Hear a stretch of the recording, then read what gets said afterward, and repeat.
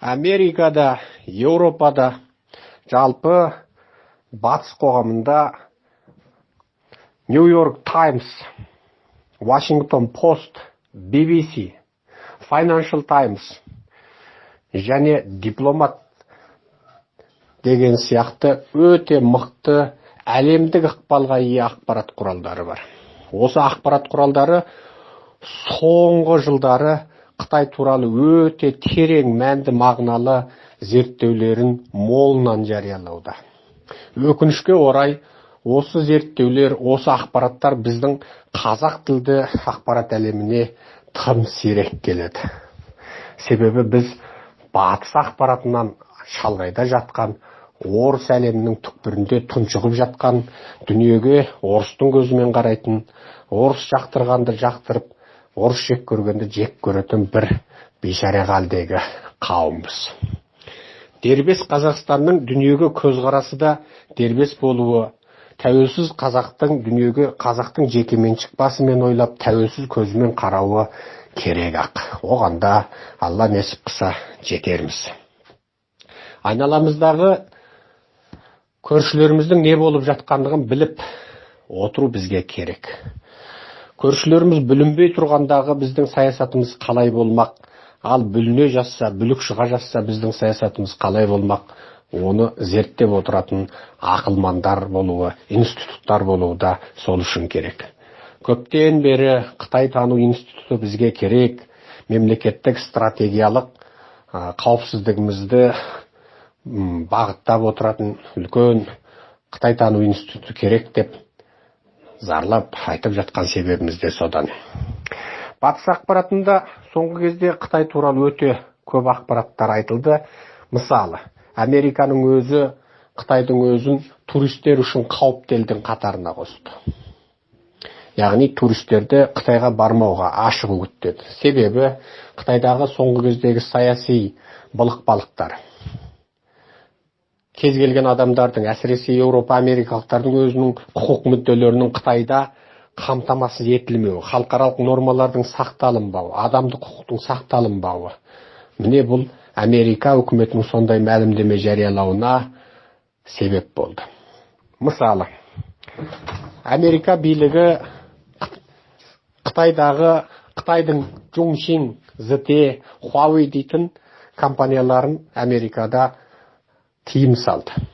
Себебі ол компаниялар сататын IT-ға қатысты, телекоммуникацияға қатысты құралдардың барлығында шпиондық бағдарламалар мен шпиондық бөлшектердің барлығы анықталды. Білесіздер, жаңағы аталмыш компаниялар Қазақстандағы теле-радио компанияларының, байланыс компанияларының негізгі бөлігін ұстап отыр. Америка соңғы кезде Қытайдың Америкадағы технологияларды ұрлайтын шпиондықтары молынан әшкерелеуде. Жоғары технологиялар. Ақпараттық шпиондықты оны айтпай қояйық. Аустралия дабыл қағуда. Аустралия Қытайдың қаржысы кіріп кеткен, қытайлық қаржыға сатылған саяси күштер туралы дабыл қаққалы біраз уақыт болды. Яғни Қытай өз жерінде отырып, Аустралияны қаржысымен меңгеруге көшкен. Германия LinkedIn әлеуметтік желісінде Қытайдың 100 мыңдаған аккаунттар арқылы Германия қоғамындағы үлкенді, кішілі, ірі зиялылар, саяси қайраткерлердің барлығына Қытайдың жансыздар әлеуметтік желі арқылы байланысып, олардан ақпарат ұрдап жатқандығын мәлімдеді. Бұны ары қарай тізе берсек кете береді. Ал тұтас батыс әлемі, тұтас Америка дабыл қағып жатқан осы Қытайдың үрейі бізді кеше ғана тәуелсіз болған Қазақстанды, жалпы қазақ қауымын ойландыра ма? Біз құс жастығымызды қосқабаттап қойып, қымызымызды ішіп, бауырсағымызды жеп, қамсыз жата береміз бе? Жоқ, ойланамыз ба? Міне бұл үлкен маңызды мәселе. Өте маңызды мәселе. Тәуелсіздігіміз үшін бізге бүлінбей тұрған бүтін Қытай кезіндегі саясатымыз қалай болмақ? Бүлік шығып, тоз шығып, құлаған, тасталқан болған Қытай кезіндегі саясатымыз қалай болмақ? Шекаралық аймағымыздың қауіпсіздігі қалай болмақ? Осыны тереңнен ойланатын кез келді. Себебі қазіргі Қытай үлкен бір қоғамдық өзгерістің алдында тұр. Америка тұтас Америкадағы Конфуций институттарын жапты. Себебі Конфуций институттарының Америкаға өте үлкен қауіп келтіретінін білді. Ал біздің Қазақстанда Конфуций институттары біздің Қазақ ұлттық университетінен тартып, басқа да мемлекеттік университеттердің біразында бар. Америка Конфуций институттарын, яғни Кунзу институттарын не үшін жапты? Ол да әлемдік ақпаратта тереңнен талқыланған дүние. Біз ол туралы ешқандай дерек біліп жатқан жоқпыз. Америка кезінде Гонконгтың губернаторы болған Дун Жианхуаның Америкадағы бір университетке қаржылай көмегін, яғни спонсорлығын тойтарды. Себебі оның ар жағында Қытай компартиясы тұр деді. Енді осы сияқты ақпараттарды тізе берсек, батыс әлемі Қытайдың соңғы кездегі бір өңір, бір белдеу, бір өңір, бір жол деген сол тұтас құрлық жол арқылы Орта Азияны, Қазақстан басып өтіп Еуропаға апаратын құрлық жолын салу жобасын осы күні кешегі батыстың ақпарат құралдары диктаторлық жүйе менен демократиялық жүйенің ең соңғы шайқасы деп бағалап отыр. Бұл да тұтас ағылшын тілді ақпарат әлеміндегі ең қызу тақырып болып тұр. Тіпті батыс қоғамы Қытайдың триллиардтаған доллар салған осы бір өңір, бір белдеу, яғни Орта Азияны, Қазақстанды басып Еуропаға баратын тауар жолын салу жобасына қарсы тұру жобасын ойластырып жатыр. Оған әрине Жапония да қосылды. Ал осы кезде, осындай қым-қуыт әлемдік саяси, экономикалық, стратегиялық шайқастар кезінде біздің қазақтың көзқарасы мен мүддесі қалай болмақ? Біз әлемдік ірі державалар мен алпауыттардың ойынында біздің орнымыз қалай болмақ? Ұпайымыз қалай болмақ? Міне бұл өте үлкен маңызды мәселе. Біз осы тақырыптарға негізделе отырып, Қытай қоғамының осы жуырдан бергі, соңғы бір жылдан бергі алай-дүлей саяси қозғалыстары, күнде болып жатқан ереуілдер, қоғамдық үлкен жіктелістер туралы жалғаспалы лекциямызды бастаймыз. Лекцияны сөйлеуші мен Серікжан Біләшұлы боламын. Телефоным 8-747 063 9031. Ұқсамаған көзқарастарыңыз болса, білмек болған нәрселеріңіз болса, кез келген уақытта WhatsApp-пен, телефонмен хабарласуларыңызға рұқсат. Енді айтатын әңгімемізге көшейік. Бірақ менің бұл сөзді айтуыма көптеген жаңағы ақыли анализдерде негіз болады. Жер бетінде құламайтын империя болмайды. Мынау телефонның, компьютердің істеп жатқан жұмысы процессорден, яғни миынан, азуынан артық болғанда компьютеріңізде, телефоныңызда жаңағы өшіріп қайта қосылады. Перезагрузка болады. Қытайша айтқанда чунчи болады. Тура сол сияқты ол салмағы чектен асқан кезде қоғамда да сондай формациялық өзгеріс болады. Қытайдың қазіргі болып жатқан сұмдық оқиғасы ол Тибет пен Шыңжаңдағы азғантай мұсылманға қаратылып тұрған қысым емес. Қытайдың ішкі жағында қазір үлкен бір қоғамдық резонанс, қоғамдық бір дүмпу, демократияға деген ұмтылу, жалғыз дара билеушілікке деген қарсылық, саяси қысымға деген қарсылық, әсіресе мынау соңғы 15-20 жылда болған интернетке деген жаңағы адамдардың махаббаты, сосын батыс қоғаммен етене араласу, содан қалыптасқан 100 миллиондаған демократтық идеядағы Қытай алғабастарларының қалыптасуы, бұл Қытай қоғамын тасталған ететін бірінші фактор. Қазір Қытайда мынау 80 жылғы реформа есік ташу деп Дэн Сяопиннің жүргізген саясатынан кейін Еуропа, Америкаға барған, оқыған, немесе тіке туыстары, жора жолдастары сол жақта болған Қытайлардың санында қисап жоқ. Оларды 100 миллиондан деп айтуға болады.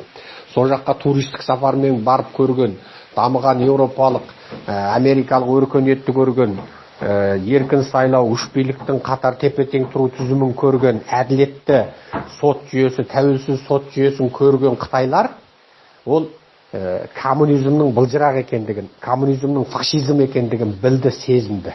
Осы демократиялық ұстанымды ұстанатын қытайлардың жаңағы оянуы анау ертеден басталды. Білесіздер, Нью-Йорктағы пекиндіктер дейтін сериал қытайларды Америкаға қарай ұмтылды. Және Америкаға барған қытайлардың күрделі және неше түрлі идеологиялық және сол тың ортаға барғандағы туындаған проблемаларын көрсету арқылы қытайларды Американы бастаған батыс қоғамына қарай қысқасы ынталандырды. Сосын Токиодағы шанхайлықтар дейтін кино. Ол да тұтас мынау өздерін жаңағы Шанхай халқы сезінетін, Шанхай ұлты сезінетін шанхайлықтарды Жапонияға қаптатты. Енді ойлаңдар, батыстық өркениеттегі Гонконг қандай, жаңағы дара билеушілік түзімдегі Шэньчжэнь қандай. 100 жыл бұрын Гонконгты ағылшындар 100 жылға жалдап алған кезде Гонконгта бар жоғы 7000 адам болған екен. 100 жылдан кейін Гонконгты Англия Қытайға қайтарып бергенде ол жердегі адам 7 миллион болды. Және бүкіл әлемнің финанс, қаржы, тауар тасымал, айналыс, ғылыми орталығы болды. Ал тұп-тура Гонконгты ағылшындар 100 жылға жалдап алғанда, яғни жаулап алғанда, Владивостокты, Қытайша Хайшинуи дейді, орыстарда теңсіз келісімге қол қойғызып, Қытайдың қолынан 100 жылға жалдап алған екен. Ал сол кезде Владивостокта шамаменен жаңағы 30 мыңның төңірегінде Қытай бұқарасы болған екен. Ал орыстар сол 30 мың Қытай, енді орта есеппен өскенде 100 жылдағы 30 мың Қытайың енді есептеш, ол кем дегенде 1 миллионның айналасы болуы керек дейді де.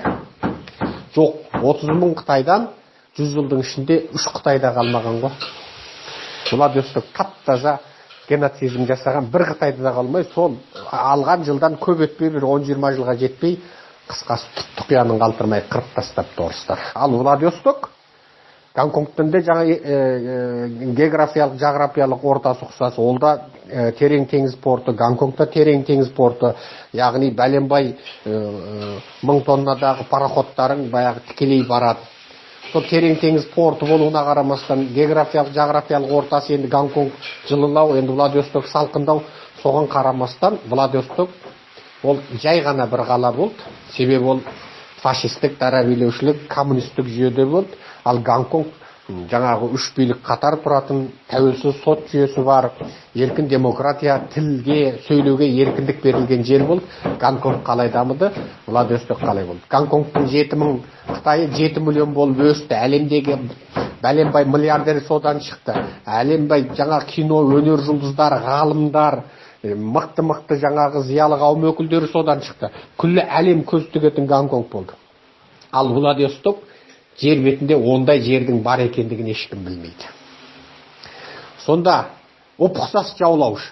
Жаңағы ағылшындарың да жаулаушы, орысың да жаулаушы. Ұқсас порт, біреусі Гонконг, біреусі Владивосток. Владивосток аздап салқындау, бірақ тіпті оның әскери географиялық мүмкіндігі Гонконгтан да жоғары болу керек. Себебі ол күллі Сибирияға баратын жалғыз порт болуға тиіс еді. Сонда екі жаулаушының екеусінің ұстанған жолын қарашы. Біреусі өзімен көзқарас ұқсамаған, түрі ұқсамаған, нәсіл ұқсамаған қалыпты тек қана қырумен, яғни биологиялық тазартумен айналысатын ең жауыз бір жүйе. Екіншісі әлемді жаулағанымен де сол өзінің озық жүйесін сол жерге апаратын бір жүйе. Екеуі де оккупация жасаушы, екеуі де жаңа колониялаушы, екеуі де жаңағы колонизация жасағандар. Міне сол. Гонконг пен Владивостокты айтып кеттіппін ғой. Салыстырмалы түрде айтайын. Қытайды Тибет немесе Шинжаңдағы аз мұсылман ештеңе істей алмайды. 1 миллиард Қытай оларға жаңа мүмкіндік бермеу мүмкін. Бірақ жаңағы айтқан Нью-Йорктағы пекиндіктер, Токиодағы шанхайлықтар деген сериалдардан кейін бұл тұтас батыс қоғамына қарай ұмтылған қытайлар сол батыс қоғамнан бір түрлі еркіндік дейтін нәрсені, демократия дейтін нәрсені бойларына сіңіріп алып қайтты. Бірақ олар сол өздері армандаған көрген нәрсені, мүмкін жаңа технологияны, бір жаңа өндірісті алып келгенмен Қытайға, тура сол саяси технологиясын Қытайда жүргізе алмады. Себебі Қытайда дара билеушілік, өңкей жаңағы 77 бабасынан бері күстабан болған өңкей пролетариаттардың. Пролетариат деген қысқасы күстабан, тақыр таза кедей, жаңағы қусирақ қайыршының тұқымын пролетариат дейді. Ал сол қусирақтардың тұқымы өркендетті ме? Өркендеткен жоқ. Өзіне кімнің көзқарасы ұқсамайды, бір ауыз артық ауыз айтады, басын шауып отырды ол жүйе. Енді сол демократтар қазір жаңағы былайша айтқанда есе теңдік сұрап жатыр. Анау Қытайдың ішкі қаласындағы ереуілдер, компартияны ашық балағаттайтын сөздер, жүздеген мыңдаған адамдардың, тіпті 10 мың, 15 мың адамдардың ереуілге шығып компартияға қарсы ашық ұрандар айтуы, жаппай солардың тұтқындалып кетуі, бұның барлығы 80-ші жылдардағы Совет одағын елестетеді. 80-ші жылдардағы Совет одағын елестетеді. Яғни осы демократ Қытайлар қазіргі дара билеуші Қытай жүйесінің тасталқан шығарып, ертең соларды бір көп партиялы немесе қос партиялы әділ сайлау өтетін, тәуелсіз сот жүйесі болатын бір демократиялы елге айландыру бек мүмкін. Сосын кез келген ақылы бар Қытай ойлайды. Демократиялық сайлау жүйесі бар Тайвань қалай, жалғыз партиялы құрлық Қытай қалай. Демократиялық сайлау жүйесі бар Гонконг қалай, жалғыз партиялы Қытай қалай. Олар оның бәрін өз көзімен көріп тұр. Ойлаңдар, бір айда 10-15 миллион Қытай барып Гонконгқа туристік сапармен барып қайтады. Сонда олар бұл екі жүйені абсолютті түрде салыстырады.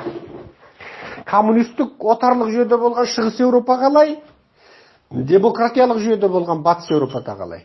Советтің әскері тұрған Шығыс Германия қалай, Батыстың әскері тұрған демократиялық Германия қалай. Яғни жаңағы осы екі Германия, бұның барлығы жаңағы адамдарды ойландырады. Демократиялық Корея қалай, социалистік Корея қалай. Мынау екі қызыл империя, орыс қару беріп, Қытай бидаймен күріш беріп, батыс әлеміне қарап, өркениетті адамзат қоғамына қарап арсылдатып қойған жаңағы асыранды күшік солтүстік Кореяның анау семіз басшысы, үшінші ұрпақ басшысы. Сол басқарған елі қалай, дамыған Корея қалай. Анада дым жоқ, баладар өліп жатыр, қоректік жетіспей, азықтық жетіспей, баладар өліп жатыр о жерде. Адамдар деген аштықта өмір сүріп жатыр. Бір ауыз сөз айтқан үшін, түнде ұйқысырап бірдеңе қат айтқан үшін лагерлерге қамалып жатыр. Ол жерде жер бетіндегі ең сұмдық лагерлер бар. Өмір бойы еңбек етіп кететін, тегін еңбек істейтін лагерлер бар. Ал ана Кореяда LG сонда, Samsung сонда, Hyundai сонда, Daewoo сонда, ол күллі әлемді техникасымен, технологиясымен қамдап отырған, сериалдармен күллі әлемді жаңағы жаулап отырған өркениеттер. Оп ұқсас халық, бір ата, бір тектен шыққан халық, ұқсамаған жүйеде қалай өмір сүріп отыр. Сондықтан Қытайды жаңағы демократтар, әсіресе батыс қоғамында біраз жыл оқыған, тоқыған, сол жерде өмір сүрген, немесе батыс қоғамына жаңағы үздіксіз туристік сапарда болып, солардың әбден еркіндік пен демократияның дәмін сезген Қытайлар қазіргі дара билеуші, анау 77 ата бабасынан түк көрмеген жаңа қусирақ кедейлер басқарған, пролетарлар басқарған Қытайдың тасталқан шығару әбден мүмкін. Әрине Американың оған қарсы оқ атпайтын себебі де сол. Себебі оқ атса шығын. Бір күніне бәленбай $100 миллион шығын дегеніміз, ол Америкаңыздың өзіне де оңай емес. Әрине Американың шын алғанда салфеткаменен $100 еш айырмасы жоқ. Себебі екеуі де қағаздан жасалады. Принтер солардың қолында. Жаңағы орталық резерв компаниясы. Американың ақшасы жер бетіндегі бірден бір мемлекетке, үкіметке тәуелсіз ақша. Американың ақшасын басатын компания үкіметке бағынбайтын жекеменшік компания. Ал енді сол Американың өзі сол Қытайды жаңа оқ атпай өз ішінен іріп жіберсін дегенді күтіп отыр. Совет одағында сөйтті. Себебі соғысса оның шығыны өте көп. Себебі соғыс екі жаққа да зор шығын әкеледі. Итжығыс болуы мүмкін. Сондықтан олар оны бейбіт өзгерту, идеологиялық өзгертумен айналысқанды көбірек жақсы көреді. Енді екіншісі, дәл қазір Қытайда мөлшерменен 200 миллиондан 300 миллионға дейін христиан менен католик бар. Ішінде Иегова куәгерлері бар. Яғни батыстық дінге сенетін қытайлардың өзі 300 миллион бар деп айтуға болады. Осының өзі Қытайды тасталқан ететін, немесе батыстық жүйеге қарай көшіретін үлкен күш деуге болады. Бұл енді осы жуырда ғана Қытайлар мынау Шанши провинциясындағы, Хэнан провинциясындағы дәу шіркеулерді шақты. Оның анау крест, қызылайқыштарының өзі дегенің сұмдық енді. Бір екі кісінің бойындай дәу қызылайқыштар бар, дәу шіркеулер шағып ол бүкіл жаңа сайттарда әлеуметтік ағылшынша, қытайша, французша, әлемдік баспасөзде шу болды. Шіркеулерді жаппай шағып жатыр. Ал енді осы Юннан провинциясында анау христиан мүриттерін жаппай тұтқындап жатыр. Алдын ұзақ жылға соттап жатыр. Бұл жерде сотталып жатқан мұсылмандарды, тұтқындалып жатқан тибеттерді айтпай, христиандардың өзіне қатты келіп. Сөйткенде қайтты? Ватиканның попы, яғни папасы барды. Фәндиганның жауқуаңы дейді ғой, сол Ватиканның попы барды Қытайға. Әлемдік ақпарат сындап жатыр, Ватиканның попын сындап жатыр, Қытайға бас иді. Бірақ оның барғанның өзі Қытай үшін алғанда бір ескерту. Енді мәселе. Мұсылман елдерінен бір лидердің баруы тұрды. Біздің мұсылмандар соған баралама, баралмай ма? Гап сонда тұр. Рохинджаға қырғын болған кезде мұсылман елдерінен ең алғаш кім шықты? Түріктің басшысы шықты. Орысқа бодан болып отырғанына қарамастан Шешеннің басшысы шықты. Шешенстанда 100 мыңдаған адам ереуілге шықты. Түріктің басшысы өзінің жуайын жіберді.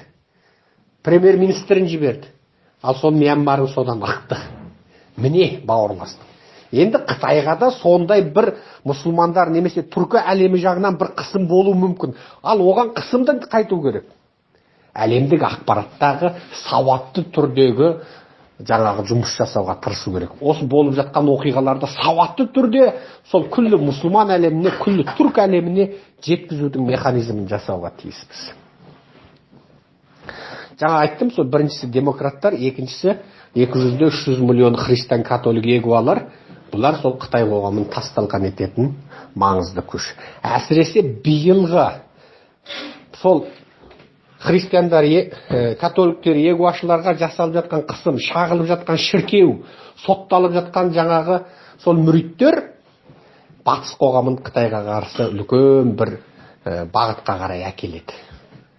Әрине, мұсылмандар қазір бір үнсіздік қалды. Мұсылмандар екі бағытқа жіктелді. Біріншісі, не болса болды, жиқат деп пулемет алып қырып тастайым, жойып тастайым дейтін жиқатшылар болып кетті де, ал сол жиқатшыларды жек көрішті көрсете беріп, содан кейін екінші бір мұсылмандар шықты. Ол тіпті оның туған қызын, туған қарындасын мына жақта шыңғыртып зорлап жатса, мына жақта асықпай тахарат алып Құдайға жалбарынатын, ешқашан қарекетке бармайтын чүкірістер мен чүкірбайлар қалыптасып қалды. Құранның аяттарын өз қалауынша етіп, әрбір жамандықтың артында бір жақсылық бар, осы зорлап жатқанның өзінде бір қайыр бар деп пәтуа беретін чүкірбай мұсылмандар жарыққа шықты. Біреу тура қолына әдесе болды қару алып жарып жіберетіндер шықты.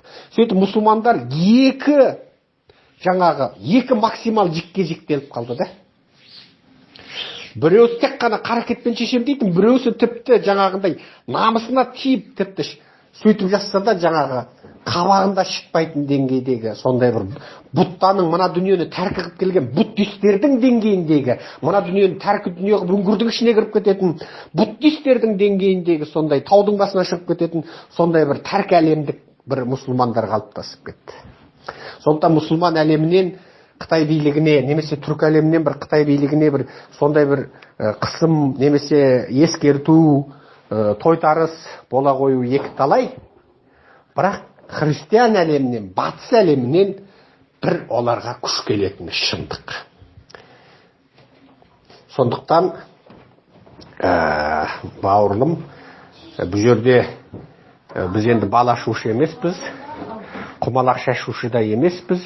Қытайда болып жатқан осы соңғы 1-2 жылдағы барлық дін өкілдеріне жасалып жатқан қысым мен қиянат, шағылып жатқан шіркеулер, синагогалар, шағылып жатқан сыйыну құлшылық үйлері, тұтқындалып жатқан христиандар, католиктер, тұтқындалып сотталып жатқан мұсылмандар, тибеттер, осының барлығы айланып келгенде бір нәрсені көрсетеді. Қытай өзінің соңғы минуттарына жақындады. Соңғы минуттарына жақындады. Аллахтың бір қаһары келетінде кез кеп қалды. Жаңағы тұтас әлемнің жаппай Қытайға қарсы бір бірігетінде кез кеп қалды.